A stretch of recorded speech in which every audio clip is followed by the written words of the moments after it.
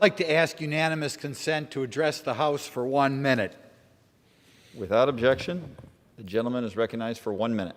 I'd like to also address what I think is the biggest crisis to our sovereignty since I have been here, and that is what's going on to the border. It's hard to think of something new to say, but I want to point out, as we pursue an open borders policy, it greatly increases the power of the Mexican cartels.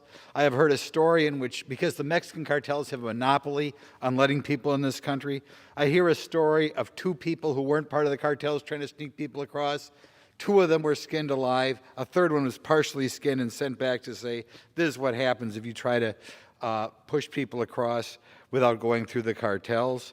I want to point out an anecdote of a father and a perhaps 7-year-old girl who were murdered for trying to come across without the approval of the cartels.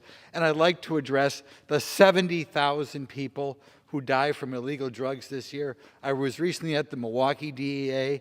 I was told last year 540 people in Milwaukee County died of illegal drug use, and the local agents suspected that all 540 were killed by drugs or ingredients from drugs that came across the Mexican border.